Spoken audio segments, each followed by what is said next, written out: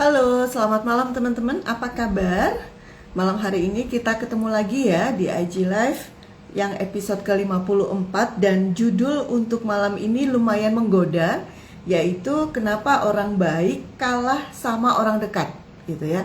Kenapa orang baik kalah sama orang dekat? Jadi ini konteksnya karena kita selalu bicara konteks korporasi, ini adalah konteksnya Kenapa sih kita ini sudah baik, kita sudah kerja profesional gitu ya, kita nggak jahatin orang gitu, tetapi ternyata kita pada saat promosi ternyata kita kalah nih gitu ya.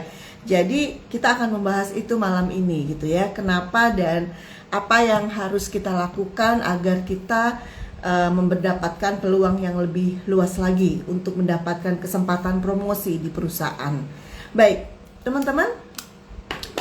Pernah nggak ya kita teman-teman merasa bahwa gitu ya, saya kerja paling keras, saya paling rapi kerjaan saya orang yang di tim saya itu paling bertanggung jawab, tapi ternyata yang ditunjuk oleh atasan, yang dipromosi oleh manajemen adalah orang yang paling dekat dengan atasan, gitu kan?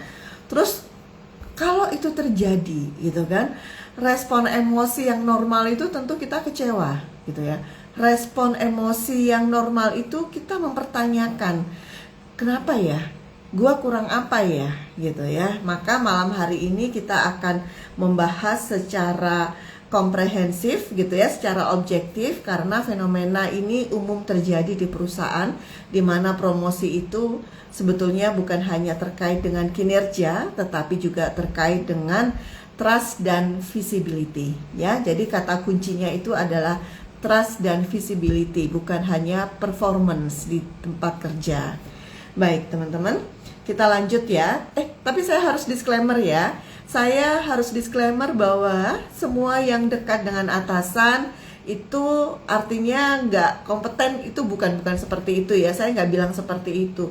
Banyak juga kok orang-orang yang dekat dengan atasan dan dia memang bagus kinerjanya gitu ya. Tetapi gitu ya, kalau ternyata kita menghadapi suatu kondisi di mana orang yang dekat dengan atasan tapi kinerjanya nggak bagus, tapi dia justru dipromosi. Nah, ini yang kita akan bahas. Mari kita lihat gitu ya, beberapa fenomena gitu. Saya sudah mengumpulkan sejumlah fenomena. Fenomena pertama, apakah teman-teman pernah ngerasa gitu ya, targetnya teman-teman tercapai, target tim nih ya, gitu ya, yang kemudian teman-teman yang berusaha paling keras gitu ya, kemudian yang dipuji ternyata bukan diri kita, yang dipuji adalah teman kita yang mungkin dia free rider. Tahu kan ya, free rider? Kalau di anggota tim ada orang-orang yang nggak kerja gitu ya, tapi ketika pengen tampil panggung gitu, dia yang nomor satu lah gitu ya. Tapi kalau soal kerja dia yang nomor belakang, gitu kan? Nah, dia free rider. Orang-orang free rider ini di tim ternyata dia yang dipuji, padahal yang kerja itu adalah kita, gitu kan? Kemudian pada saat terjadi evaluasi atau meeting, itu laporan, itu presentasi kita yang bikin susah payah, tetapi atasan yang kemudian tetapi teman kita yang lain yang kemudian justru dia akan menceritakan isi dari laporan atau isi dari presentasi, mempresentasikan itu. Nah, itu kemudian ditangkap oleh atasan, oh berarti dia yang handle ya, padahal kita yang kerja loh. Ya, itu mungkin sangat mungkin terjadi di korporasi gitu ya. Nah, hal ini terjadi karena apa? Karena kita ini sibuk eksekusi, sibuk bekerja. Kita nggak sempat tuh membuat, dalam tanda kutip, mengemas gitu ya, mempackagingkan output pekerjaan kita. Otak kita, karena kita sibuk bekerja, otak kita itu ya udah yang penting beres, yang penting selesai. Kemudian yang kita sudah selesai itu ternyata dipakai oleh orang lain, dikemas sedemikian rupa dan dijadikan suatu sarana untuk orang lain terlihat di mata manajemen dan membuka peluang untuk orang-orang lain mendapatkan peluang promosi yang lebih besar. Sementara kita yang berdarah-darah tidak mendapatkan peluang untuk itu, gitu kan? Jadi gitu ya, itu fenomena yang muncul gitu kan. Kemudian tadi kita juga bicara di dalam tim, bisa jadi di organisasi itu semua orang tahu kita yang kerja, gitu kan. Semua orang tahu, wah dia jagonya deh gitu ya, problem solver banget. Dari tidak ada menjadi ada, itu serahkan ke dia. Dari kondisi yang negatif, yang minus gitu ya, untuk membawa kondisi menjadi plus, menjadi sangat positif, serahkan ke dia. Semua orang tahu kita yang kerja.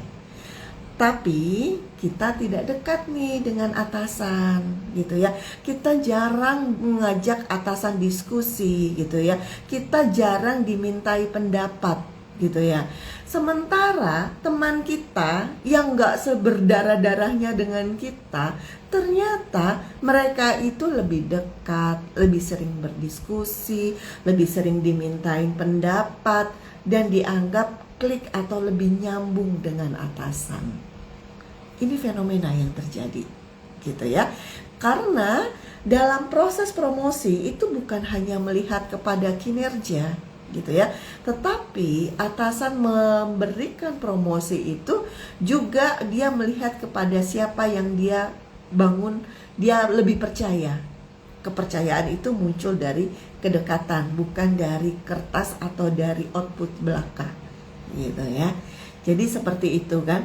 Kita dianggap penting, yes, karena kita bisa menyelesaikan masalah gitu ya. Tetapi gitu ya, bisa jadi tapi kita tidak diprioritaskan untuk dapat promosi. Atau atasan juga melihat bahwa ya udah, kamu jagonya eksekusi, udah jangan kemana-mana. Itu mungkin loh di organisasi gitu ya. Atasan yang punya anak buah yang expert, yang jago eksekusi, atasan tuh bisa jadi oke, dia memang jago, tapi dia tidak mau anak buah yang jago ini naik.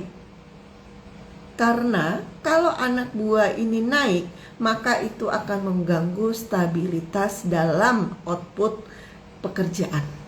Dianggap nanti kalau dia dinaikin, siapa yang ngerjain itu? Pasti anak buahnya lagi.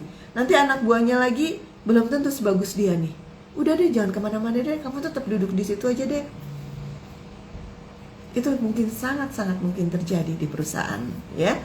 Nah itu kemudian gitu ya, kalau kita oke ya, sebentar Isabel. Nah teman-teman gitu ya, kalau tadi saya menyampaikan sejumlah fenomena ya yang banyak terjadi di korporasi. Sekarang kita masuk kepada hasil riset gitu ya, yang berbasis data nih ya.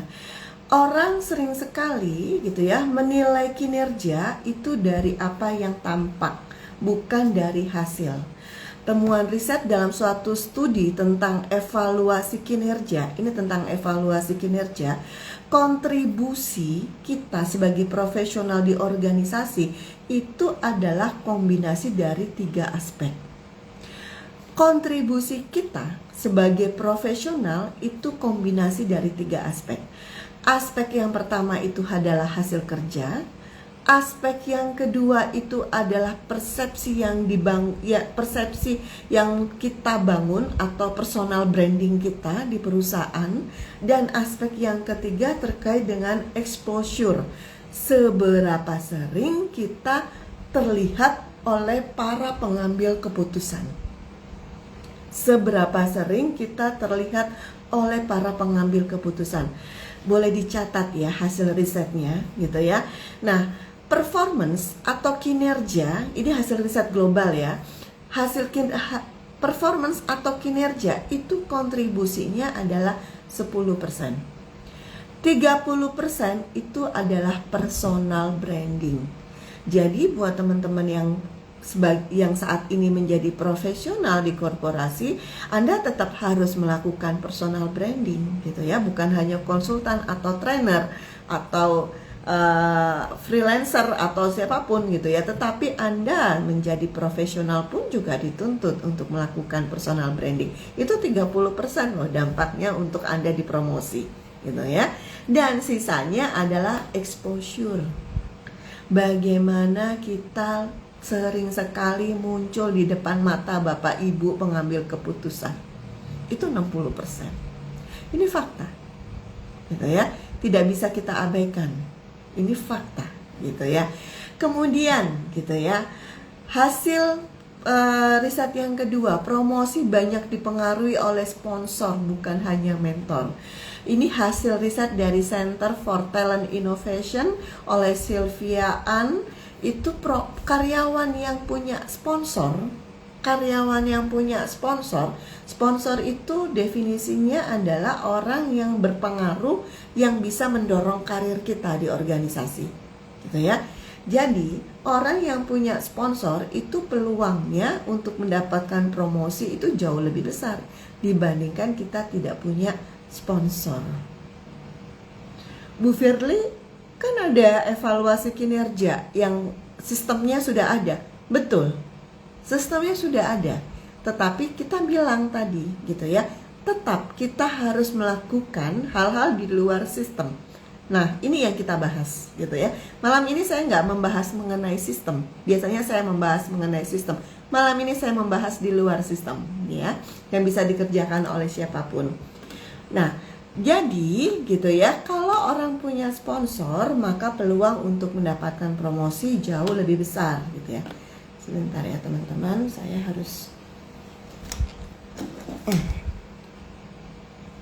Oke. Kemudian, gitu ya, hasil riset yang ketiga, networking itu berpengaruh terhadap peluang karir. Tadi saya bilang ada sponsor, maka ini adalah networking kita sebagai profesional di korporasi dengan para stakeholders kita, gitu ya. Kenapa? Karena kalau kita pandai, kita cerdas dalam mengelola pemangku kepentingan atau stakeholders kita, bukan hanya atasan, gitu ya, bukan hanya direksi, tetapi bisa kolega kita, bisa anak buah kita, bisa atasan dari fungsi yang lain, dari divisi yang lain, bisa juga customer, bisa juga supplier. Ya, itu stakeholders kita atau society di sekitar tempat kita bekerja. Kalau kita bisa mengelola stakeholders kita, maka jelas, gitu ya, ini akan mempengaruhi akses kita terhadap apa? Informasi, terhadap rekomendasi, terhadap dukungan politik organisasi. Kalau kita mampu mengelola para stakeholder. Ini kita harus petakan, gitu ya. Jadi itu hasil riset yang ketiga. Kemudian hasil riset yang keempat, ini masih sejalan dengan yang tadi, itu mengatakan bahwa semakin sering kita terlihat di mata para stakeholder kita, di mata para pengambil keputusan di organisasi kita, maka ada kecenderungan untuk kita dianggap kompeten. Karena mereka merasa familiar dengan kita, merasa nyaman, gitu ya. Nah, ini juga akan mempengaruhi peluang kita untuk mendapatkan promosi. Jadi, promosi itu bukan hanya kita bicara mengenai hasil kerja, tetapi juga bagaimana personal branding kita dan bagaimana kita punya exposure, gitu ya, terlihat di mata para stakeholders kita, di mata para pengambil keputusan kita. Nah, itu kita bicara hasil riset. Mari kita bicara akar masalah, gitu ya. Kenapa sih kita sudah kerja bagus, kita orangnya baik, nggak suka ngomongin orang, kita orangnya nggak suka nipu teman, nggak suka menjadi free rider, kita yang objektif segala macem, gitu ya. Kok kita kalah pada saat terjadi sistem untuk promosi? Akar masalahnya itu apa, gitu ya. Mari kita kupas. Teman-teman, yang pertama, sering sekali, gitu ya, kita ini fokusnya lebih banyak hanya berfokus kepada kinerja, tetapi lupa untuk mengelola atau memanage relationship dengan para stakeholders. Kita berpikirnya gini, yang penting kan KPI-nya bagus. Yang penting kan KPI saya bagus, kinerja saya bagus ini, gitu ya. Hasilnya bagus. Padahal yang namanya promosi itu butuh gabungan dari hasil kerja kita, kemudian ditambah dengan trust dari para stakeholders kita, kemudian kita juga harus mampu untuk melakukan personal branding. Jadi teman-teman yang di korporasi, sekali lagi saya sampaikan, lakukan personal branding, gitu ya. Nah, ini yang karena akar masalah yang pertama adalah kita fokus kepada kinerja tapi lupa mengelola relationship, gitu ya. Itu yang terjadi. Akar masalah yang kedua, sering sekali gitu ya, kita ini kalau sudah fokus kerja seringnya berada di balik layar, gitu ya, nggak tampil, gitu ya. Ibaratnya udah di dapur lah, gitu ya, masak, gitu kan. Kita nggak sering tampil. Sering sekali ya udah lu deh yang ngomong, ya udah lu deh yang nyampein ke sana, beres-beres nanti gua analisis, gua lakukan bikinin materi presentasi yang bagus, beres-beres lu bagian tampil deh, gua nggak perlu tampil. Sering sekali seperti itu, gitu ya. Dan kita merasa bahwa ya udah, yang penting kan kinerja bagus, yang penting punya dampak bagi organisasi. Nah, otak kita masih sampai di situ tuh, gitu ya. Saya pernah kok seperti itu, hanya fokus saja kerja waktu saya muda tuh, gitu ya. Terus saya tahu bahwa saya peluang mendapat promosinya nggak ada, gitu ya. Walaupun semua orang tahu yang kerja siapa, saya resign tuh, ngajuin surat resign. Ini jadi saya kalau cerita adalah sesuatu yang pernah, kondisi buruk yang pernah saya alami, gitu ya. Saya nggak ngerti ilmunya pada saat itu. Saya kasih surat resign, saya sudah mulai bekerja di tempat yang lain. Kemudian di konsultan ya, kalau konsultan itu kan based on project ya, project based. Kemudian dipanggil lah sama BOD di holding, kemudian disuruh balik gitu ya, nggak boleh. Udah kamu pindah SBU yang lain deh, gitu ya. Kamu di situ nggak dapat promosi, saya promosikan di tempat yang lain. Gambarannya seperti itu. Jadi balik lagi gitu ya, kita sering sekali bekerja di balik layar, tetapi gitu ya, kita lupa membangun kemampuan untuk mempengaruhi orang lain, gitu ya. Jejak influence kita terhadap, jejak dampak dari hasil kerja kita terhadap organisasi, gitu ya, itu sering sekali nggak kita kemas, nggak kita jual, gitu ya. Sehingga gitu ya, kontribusi kita itu nggak kelihatan. Yang dipahami oleh pengambil keputusan adalah siapa yang menyampaikan. Kita lupa hasil kerja kita dan dampaknya, lupa untuk kita kemas, gitu ya. Nanti saya ajarin bagaimana cara mengemasnya. Nah, kemudian akar masalah yang ketiga, yang ya kan, itu tidak, kita sering sekali tidak mengunci bukti kontribusi, gitu ya. Kita tidak sering datang ke atasan untuk mengupdate progres sekecil apapun. Ya udahlah, atasan tuh tahu beres. Kita nggak update ke atasan kita, gitu ya.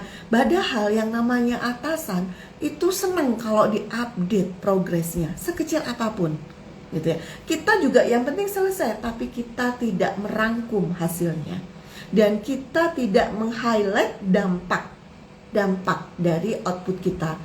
Yang terjadi adalah mereka, teman-teman kita yang mungkin tidak secerdas kita, yang mungkin tidak bekerja sekeras kita, bekerja keras dan bekerja cerdas seperti kita, dia komunikasinya bagus, dia mampu mengemas, gitu ya, sehingga dianggap oleh tim manajemen, teman-teman kita yang pandai dalam mengkomunikasikan output pekerjaan ini dinilai lebih berkontribusi dibandingkan kita, gitu ya. Jadi kemandirian segala macam kita nggak, ini atasan tahu beres, mainnya nggak seperti itu ternyata promosi itu, gitu ya. Kita harus pandai untuk mendokumentasikan dan mengupdate kepada para stakeholders kita.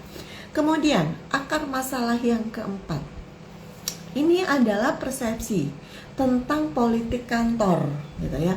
Banyak orang yang kerjanya cerdas berbasis kepada kompetensi personal, pada saat di organisasi menghindari yang namanya politik kantor gitu ya.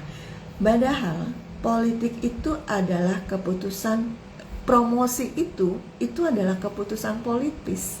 Tapi kita nggak mau tuh gitu ya. Kita alergi kayak dengar politik. Aduh, gua harus menjilat si bapak itu ya. Aduh, gua harus manis-manis sama si bapak itu ya, gitu ya. Gua harus bikin berkubu menjadi satu kubu gitu ya dengan kelompok ini ya, kelompok itu ya. Nanti terus gue harus bermusuhan dengan kelompok dengan si A si B karena mostly atau pengambil keputusan itu nggak suka sama si A si B ini. Terus saya harus nggak suka juga, padahal orang si A si B ini nggak ada masalah sama saya. Nah, kita tuh cenderung orang-orang yang dalam tanda kutip baik dan cerdas ini menghindari gitu ya, menganggap itu adalah permainan kotor dan sehingga pada saat tidak mendapatkan promosi kecewa. Enggak gitu ya. Jadi promosi itu sendiri adalah keputusan politis ya, promosi itu keputusan politis. So gitu ya.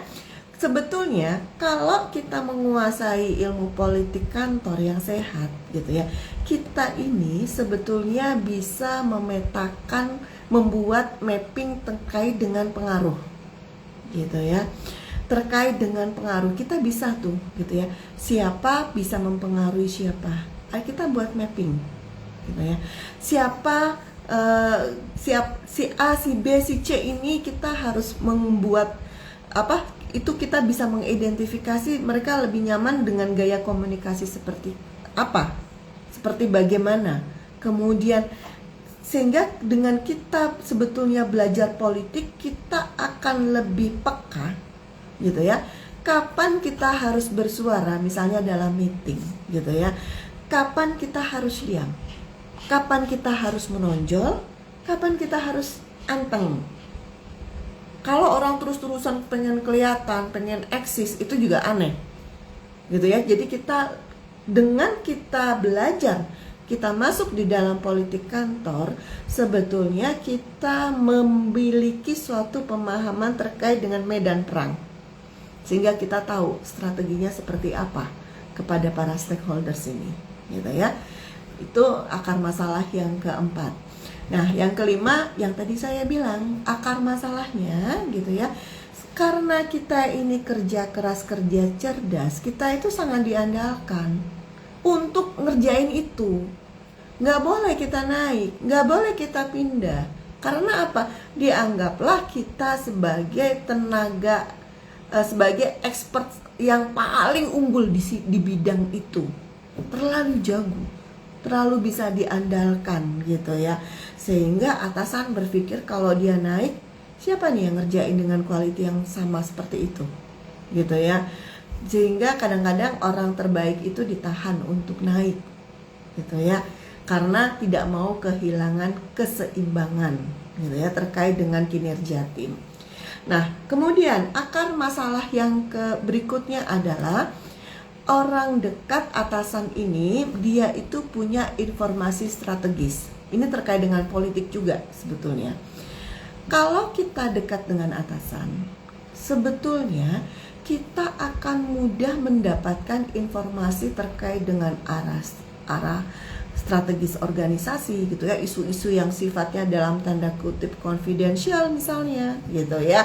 Kemudian rencana restrukturisasi misalnya, kemudian apa yang menjadi proyek prioritas gitu ya. Nah, semua yang di balik layar gitu ya, informasi-informasi strategis ini akan lebih mudah kita dapat kalau kita dekat dengan atasan kita gitu ya. Kalau kita dekat dan mendapatkan informasi strategis, kita akan lebih cermat untuk bisa melakukan positioning. Oh, bulan depan atau 3 bulan lagi akan ada restrukturisasi, akan ada perombakan direksi gitu ya, akan ada RUPS luar biasa misalnya. Oh, siapa yang akan naik segala macam. Oh, nanti akan masuk nih CEO dengan latar belakang ini gitu ya misalnya gitu ya. kita bisa melakukan riset gitu ya. Kita bisa melakukan riset siapa CEO yang akan masuk di organisasi kita gitu ya. Apa yang kira-kira, bagaimana track recordnya, nanti apa dampak, kira-kira strategi apa yang akan dilakukan oleh CEO baru di organisasi kita dengan latar belakang dia ya. Kita profiling kan, kalau kita orang HR, kita profiling, kita tahu tuh nanti kira-kira dia akan melakukan permainan seperti, bukan permainan sih, akan melakukan langkah-langkah seperti apa di organisasi baru. Nah itu kita petakan tuh gitu ya, sehingga kita bisa melakukan positioning. Saya nanti memposisikan saya dengan CEO yang baru itu, saya menjadi seperti apa ya sebaiknya, saya positioningnya menjadi seperti apa ya gitu ya. Apakah saya langsung menyetujui atau menjadi kubunya CEO baru atau bagaimana gitu ya. Karena biasanya kalau ada orang baru biasanya akan ada gesekan-gesekan gitu ya, ada tahap storming gitu ya di organisasi gitu kan. Nah ini yang kita perlu, memang perlu dekat dengan atasan kita. Oke, kemudian solusi. Mari kita bicara solusi. Boleh dicatat ya teman-teman ya. Kita harus mengupgrade diri kita dari kerja cerdas dan kerja keras. Tambahin lagi satu. Kerja cerdas, kerja keras, tambahin satu lagi yaitu kerja strategis. Kerja strategis. Gitu kan? Kalau kita orang baik, kita orang cerdas, ini kita bicara karakter, kita bicara kompetensi. Gitu ya.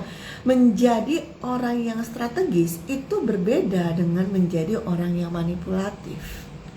Orang-orang yang manipulatif kecenderungannya adalah dia melakukan manipulasi karena dia secara kompetensi biasanya tidak terlalu kompeten, tapi dia berusaha untuk mempertahankan kursinya. Segala macam cara dia pakai gitu ya. Nah, ini beda, bukan seperti itu. Kerja keras, kerja cerdas, kerja keras, dan kerja yang strategis gitu kan. Nah, gimana sih caranya kerja strategis itu seperti apa? Nah, teman-teman, saya sampai detik ini pun gitu ya, walaupun sudah lama tidak bergabung di korporasi, saya punya kebiasaan dari muda itu membuat jurnal. Saya punya daily agenda ya, daily working activity gitu kan. Hari ini saya, jadi saya punya agenda tahunan terkait dengan output saya dan IDP saya. Walaupun saya di luar korporasi itu tetap saya kerjain. Kemudian agenda bulanan dan agenda harian. Nah, mingguan juga ada tuh. Minggu ini gue mesti nyelesain apa nih gitu kan.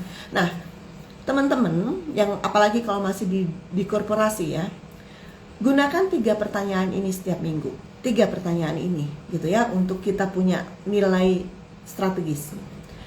Apa output paling penting yang bikin atasan kita tenang?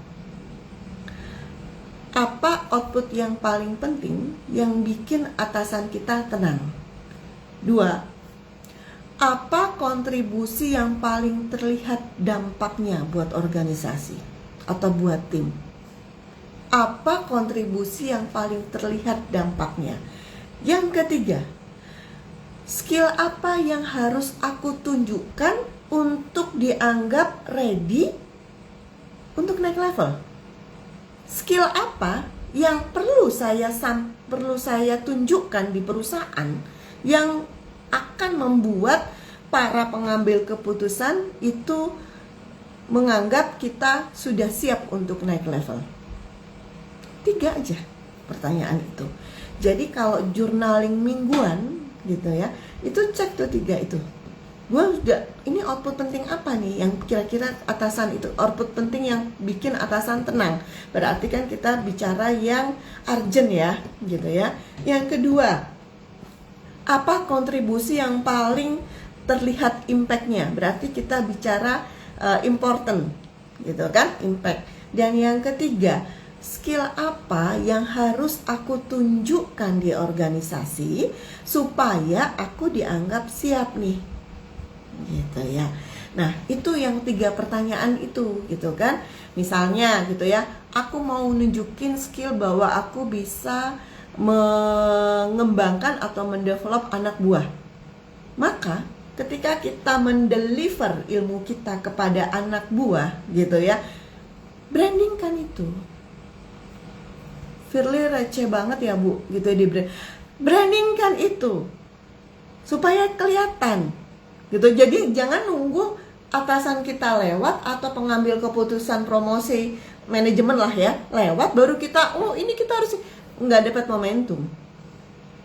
Brandingkan, lakukan itu, dan branding, kemas itu. Sekarang di era media sosial mudah kita cekrek, tulislah activity foto izin sama anak buah kita, atau tulislah artikel di LinkedIn bahwa kita melakukan apa, itu branding kita. Jadi hari ini tuh semua bisa branding gitu. Termasuk yang saya lakukan sekarang itu bagian dari personal branding gitu ya. Nah, itu kemudian yang kita bisa lakukan gitu ya.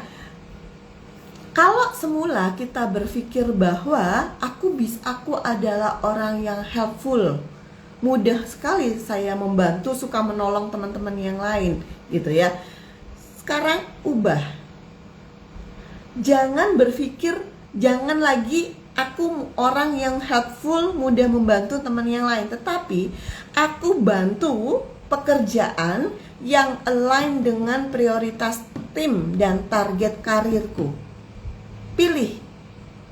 Jangan bantu semua. Pilih mana yang align dengan prioritas tim dan mana yang align dengan target karirku.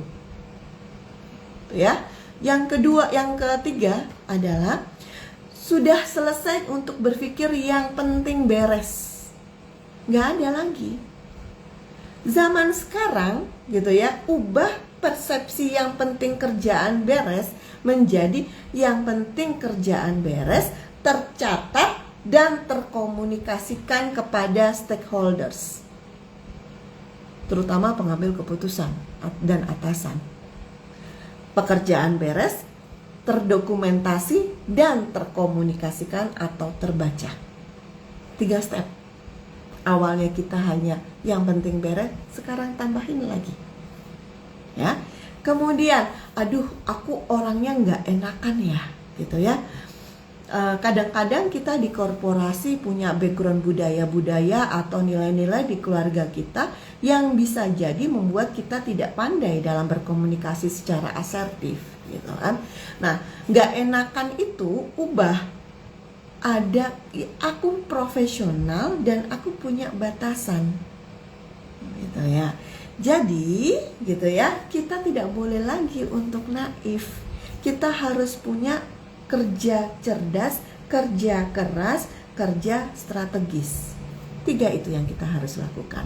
Itu solusi yang pertama. Solusi yang kedua, mari kita bangun hubungan profesional dengan atasan. Ini bukan menjilat ya, gitu ya. Jadi ini bukan mencari muka gitu ya, menjilat atasan gitu ya. Saya pribadi kalau ketemu sama staff atau anggota tim saya yang suka menjilat-jilat gitu ya, menjilat dalam arti membangun persepsi baik segala macam, seolah-olah dia ini buat saya tuh, kalau saya pribadi ya, orangnya tuh menjijikkan kalau orang-orang kayak gitu ya. Gue nggak peduli gitu ya, nggak penting gitu, yang penting kerjaan lo beres gitu kan. Nah, tapi kan nggak semua orang seperti itu gitu kan. Jadi mostly adalah kita bukan mencari muka, tetapi dengan kita dekat dengan atasan, goalnya adalah membangun trust, membangun alignment, ya, melancarkan proses komunikasi kita dengan atasan, ya. Jadi kita harus dekat dengan atasan seperti itu, karena di pikiran sebagian besar atasan gitu ya, dia akan mempromosikan orang yang dia percaya dalam 3 hal. 1, kompeten. 2, reliable, tidak drama gitu ya. Dan yang ketiga adalah predictable. gaya kerjanya terbaca, orang yang dipromosikan, dan kalau orang ini naik tidak membahayakan, tidak beresiko terkait dengan atasan atau resiko apapun. Jadi dia cari aman. Ya, kompeten, reliable, dan predictable, gitu kan. Nah, kalau kita melancarkan komunikasi kita dengan atasan, sebetulnya adalah kita akan mampu untuk menang di dua tuh, gitu ya. Kalau kompeten, saya pikir kita sebagai profesional harus kompeten ya, gitu ya. Yaitu kita reliable. Kalau kita dekat dengan atasan kan otomatis kan konsisten, kelihatan terus tuh, gitu ya. Kemudian predictable karena dia sering sudah memahami gaya kerja kita, gaya komunikasi kita dalam keseharian, maka dia sudah bisa memprediksi, gitu ya. Kita kalau naik kira-kira kita akan menunjukkan behavior seperti apa, gitu ya. Nah, ini yang kita lakukan, gitu kan. Nah, secara realnya apa yang harus kita lakukan, gitu ya. Lakukan secara rutin one-on-one update. 10 menit pun juga nggak apa-apa, gitu ya. 10 menit update ke atasan setiap hari, Ibu, lebih bagus lagi, gitu ya. Apa yang kita update kepada atas, jadi ketemu atasan bukan karena kita ada masalah aja, gitu ya. Update lah progres yang sudah selesai, apa yang akan dikerjakan, apa resikonya, apa butuh support apa. Setiap hari alokasikan paling tidak 10 menit bicara dengan atasan untuk mengupdate yang sudah selesai apa, yang akan dikerjakan apa, resiko yang mungkin terjadi apa, support dari atasan itu apa yang teman-teman butuhkan dari atasan. Ya, 4 itu yang kita update, gitu ya.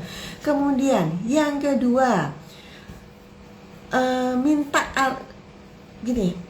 Sering sekali kita datang ke atasan itu bawa masalah tanpa solusi, gitu ya. Saya suka gemes nih.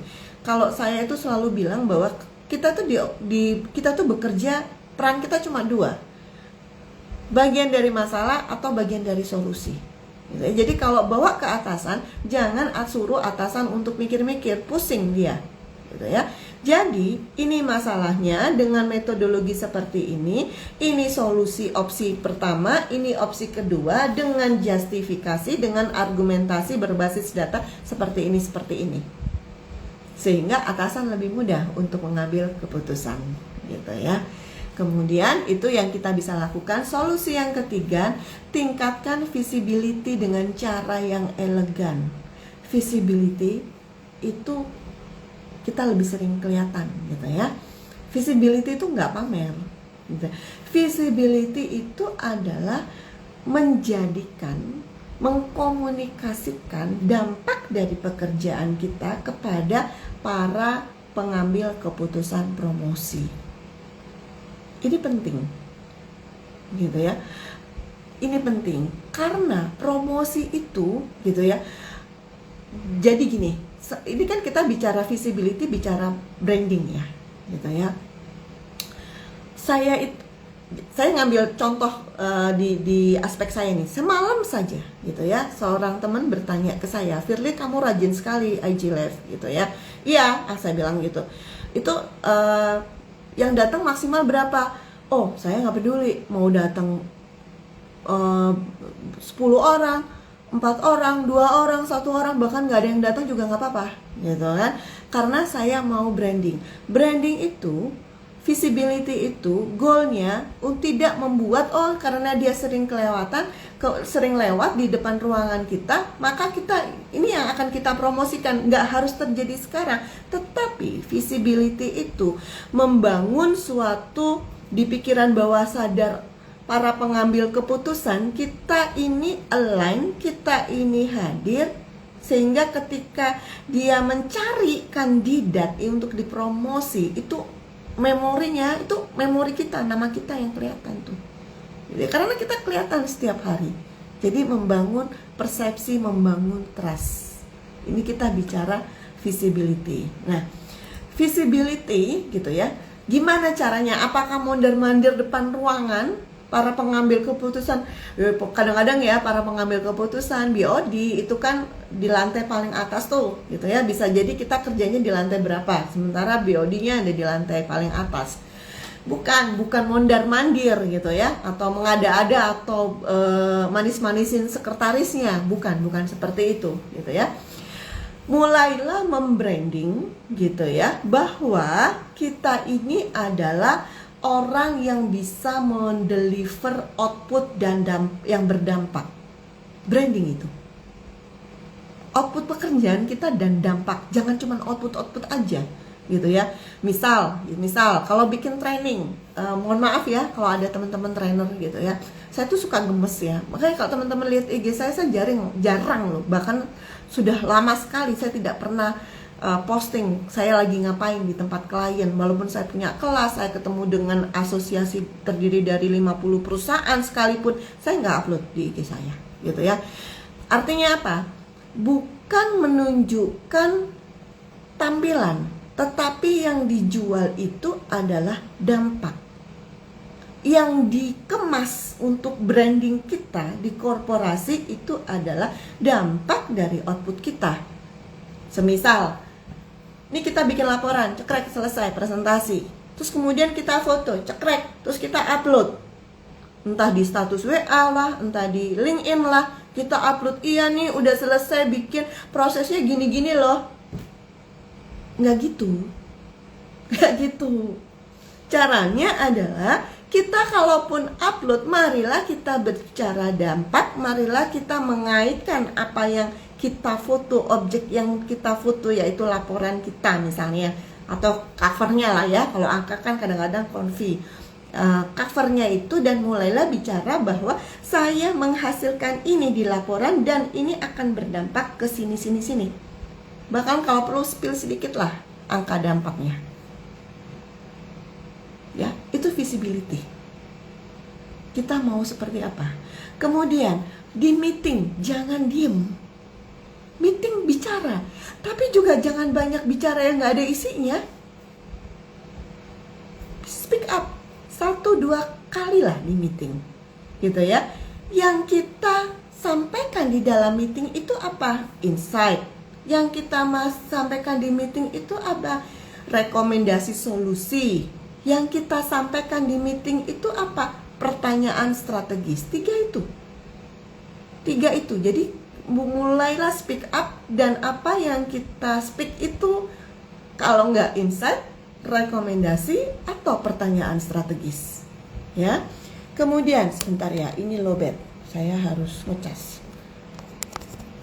Nah, kemudian kalau sudah selesai meeting, saya tahu ada petugas atau sekretaris ya gitu ya, atau staf khusus yang harus membuat MOM gitu ya.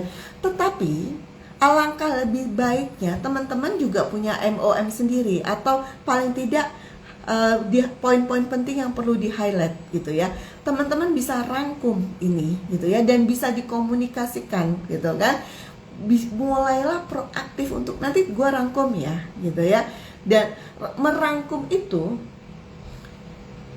ketika kita menuliskan, kadang-kadang gini, memang untuk bisa merangkum, bukan MOM ya, tapi merangkum apa yang penting, untuk apa yang perlu di highlight dan kita tulis menjadi bagian dari rangkuman itu memang butuh konsentrasi, butuh yang namanya listening skill yang bagus gitu ya. Jadi kalau kita meeting dalam kondisi kita sendiri nggak konsen, kita sendiri yang nggak fokus, itu berat ya. Jadi kalau setiap kali mau meeting, mulailah untuk fisik saya oke nggak gitu ya, mulai latih yang namanya listening skill.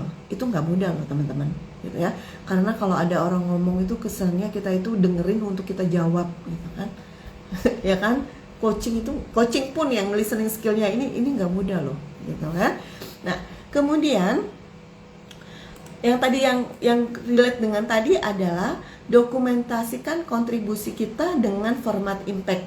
Ya kan, tadi saya sudah sampaikan di situ gitu kan.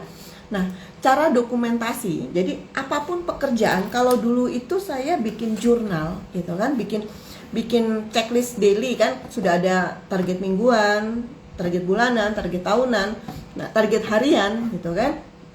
Nah, mulailah untuk kita mulai itu nggak cukup ternyata, gitu ya. Kalau di korporasi itu nggak cukup. Kita harus yang memberikan, memastikan bahwa apa yang kita lakukan itu, gitu ya, kita clear. Gini, formulanya adalah action, output, impact, dan metrik. Ya, jadi kalau teman-teman mau membuat jurnal, gitu ya, pastikan saya melakukan apa, hasilnya apa, gitu ya, dampaknya apa buat kinerja tim atau buat organisasi, dan angkanya berapa, metrik itu. Ya, jadi kalau mulailah bukan, jadi bikin jurnal itu bukan oh ya gue udah ngerjain ini, kata predikat sama kalau subjek kan udah jelas kita ya, predikat, objek, keterangan, oke, udah checklist gitu, nggak cukup, sekarang nggak cukup, gitu ya. Untuk bisa dipromosi itu lakukan bikin jurnal dengan saya melakukan apa hari ini, apa outputnya, gitu ya, dampaknya apa bagi tim maupun bagi perusahaan, dan angkanya berapa, gitu ya. Itu yang perlu kita lakukan. Misalnya gitu kan, saya buat sistem monitoring, saya merapikan proses rekrutmen, gitu ya, agar gitu ya rekrutmen ini bisa dicek, bisa dilihat progresnya, dampaknya itu bisa mengurangi kesalahan atau mengurangi waktu pelaksanaan rekrutmen karena ada dashboardnya, gitu ya, dan berapa nilai dari pengurangan itu, dari angka berapa. Misalnya, oh iya dulu proses rekrutmennya itu 2 minggu, sekarang menjadi 1 minggu misalnya. Nah, itu kita lakukan. Jadi sekarang bikin jurnal bukan checklist gitu ya, tapi pakai rumus yang tadi, teman-teman ya. Nah, yang kelima, solusi yang kelima gitu ya, tunjukkan leadership gitu ya. Promosi itu bukan karena kita rajin bekerja, gitu ya. Promosi itu adalah tiket untuk kita dapat peran yang lebih luas lagi, gitu kan. Nah, tunjukkan leadership yang tadi saya ngasih contoh, gitu ya. Mulailah melakukan coaching, gitu ya, mengelola stakeholders, gitu ya, berinisiatif untuk mengambil keputusan dengan resiko yang sudah bisa di manage, gitu kan. Kemudian mulailah untuk mempengaruhi orang lain. Nah, ini teman-teman perlu ilmu komunikasi, NLP, whatever lah itu ya. Itu banyak ilmu yang di itu kan. Mulai memberikan coaching gitu ya, mendevelop anak buah. Jangan pernah takut mendevelop anak buah, gitu ya. Tugas pertama kita pada saat saya tuh punya belief ya.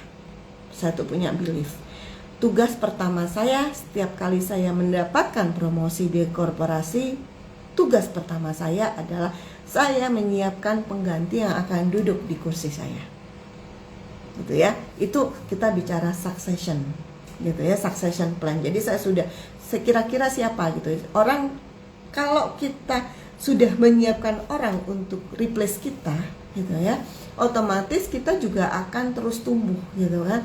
Nanti gue perlu belajar apa lagi ya untuk naik ya, gitu ya. Gue perlu bekal apa lagi nih, gitu. Kalau gue mentorin orang, nah itu yang kita perlu lakukan, gitu kan. Nah, kemudian kelola stakeholders ya, gitu ya. Yang tadi saya bilang ya, kelola stakeholders itu bangun reputasi, bangun komunikasi, gitu ya. Walaupun bangun banyak tergantung. Ini kita teman-teman perlu ilmu bagaimana membuat profiling, gitu. Orang ini seperti apa, gitu ya. Gimana cara komunikasi yang lebih tepat dengan beliau, kapan kita harus diam, kapan kita ini, dan sebagainya, gitu ya. Itu. Dan yang solusi yang terakhir, yang penting sekali, gitu ya. Kalau teman-teman memang berada di dalam satu korporasi yang sangat tidak sehat, gitu ya, lindungi diri, gitu ya. jangan nggak usah marah-marah gitu ya. Kalau memang atasan kita toksik, milih teman kita yang toksik, para pengambil keputusan di organisasi kita juga toksik, maka lindungi diri. Lindungi diri itu gimana caranya gitu ya? Kita menggunakan strategi bertahan gitu ya. Kalau kita nggak bisa bertahan, baru kita keluar ya. Jadi kalau kita seperti itu, jangan langsung menyerah. Udah angkat tangan, gue keluar aja deh cari perusahaan baru gitu. Belum tentu gitu ya, perusahaan baru itu akan lebih sehat gitu kan. Karena yang namanya budaya, biasanya masalah di satu organisasi juga banyak terjadi di organisasi yang lain. Nah, pertama adalah gitu ya, minta feedback secara resmi gitu ya. Minta feedback, saya ingin tahu kenapa, apa yang membedakan saya, gapnya di mana antara saya dengan kandidat, dengan teman saya yang dipromosi itu. Minta feedback gitu ya. Minta feedback itu gitu ya. Kemudian yang kedua, mintalah untuk perusahaan membuatkan teman-teman IDP, Individual Development Plan. Ada career path-nya seperti apa gitu ya. Bikin milestone. Saya kalau mau naik promosi di organisasi ini gitu ya, saya harus menguasai kompetensi apa, output apa yang wajib saya deliver, dan berapa lama saya bisa naik. Ya, itu lakukan itu. Dan yang ketiga adalah, kan kita bicara toksik ya, tetap sediakan yang namanya exit door gitu ya. Mulai melihat-lihat ke tempat yang lain gitu ya. Karena kalau teman-teman sudah kerja cerdas, kerja keras, dan kerja strategis, tetapi lingkungannya masih toksik, ya kita mungkin memang tidak sesuai di organisasi itu. Begitu dari saya. Baik, saya coba rangkum ya teman-teman gitu ya. Oke, kenapa orang kita sudah baik, kita sudah cerdas, kita sudah kerja keras gitu ya, tapi kita nggak dipromot gitu. Yang dipromot ternyata teman kita gitu kan. Nah, itu akar masalahnya apa gitu kan. Nah, akar masalahnya yang tadi gitu. Sebentar, saya coba rangkum akar masalah langsung ya. Kita lupa untuk mengelola relationship dengan para stakeholders gitu ya. Kita tidak cukup punya visibility di depan para pengambil keputusan gitu ya. Kita nggak cukup terlihat gitu. Kemudian kita tidak punya bukti kontribusi pekerjaan kita terhadap yang memiliki dampak buat organisasi. Kemudian kita menghindari politik gitu kan. Kemudian kita sering sekali dianggap sebagai andalan untuk proses eksekusi, sehingga dipegang banget untuk tidak naik gitu ya. Kemudian orang yang dipromosi tadi gitu ya, ternyata dia lebih dekat dengan atasan sehingga dia punya informasi strategis gitu kan. Maka solusinya apa? Mulailah kerja cerdas, kerja keras, kerja strategis. Kemudian ingat ya, 3 pertanyaan tiap minggu itu perlu ya. Output yang paling penting itu apa? Yang output yang urgent ya, yang bikin tenang kan urgent. Kemudian output yang paling penting apa? Skill apa yang aku harus tunjukkan supaya aku dianggap sudah pantas, sudah siap untuk naik level. Kemudian bangun hubungan profesional dengan atasan, bukan menjilat ya gitu ya, tetapi membangun trust dengan atasan. Yang ketiga, tingkatkan visibility dengan cara yang elegan gitu ya. Dengan apa? Dengan kita sebagai pembawa dampak gitu ya. Branding kita, teman-teman namanya siapa? Misalnya saya Firly, kalau ada Firly itu brandingnya pasti semua masalah selesai tuh gitu ya. Walaupun berdarah-darah gitu kan. Nah, itu branding, itu bikin branding ya. Kemudian solusi yang keempat, dokumentasikan kontribusi kita yang dengan format dampak ya. Dengan format dampak, saya melakukan apa, outputnya apa, impactnya apa. Output sama impact beda ya.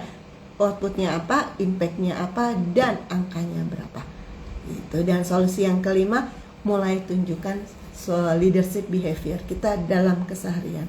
Baik, itu saja dari saya teman-teman. Terima kasih banyak. Semoga IG Live malam ini bisa memberikan insight buat teman-teman yang masih ada di korporasi. Jangan patah semangat gitu ya. Kalau tadi belum sempat mencatat, bisa dilihat di dalam rekamannya gitu ya. Kalau mau nanya-nanya juga boleh DM saya gitu ya. Nomor WA saya juga ada gitu kan, DM saya, untuk kemudian kita mari diskusi gitu. Itu saja dari saya. Terima kasih banyak. Di sini ada Om Dev. Halo Om Dev, apa kabar? Terima kasih. Pak Nafril, aduh jauh banget dari Medan ya Pak, terima kasih. Mas Arif Budiman BSC, terima kasih. Intan juga, terima kasih banyak teman-teman. Saya seperti biasa langsung saya upload ya di IG live di IG saya ya. Terima kasih banyak. Dan kita ketemu lagi di hari Kamis ya. Hari Senin besok saya tidak bisa, ada keperluan yang lain, sehingga kita akan ketemu lagi di hari Kamis minggu depan. Terima kasih banyak, semoga bermanfaat. Selamat malam, izin saya close ya.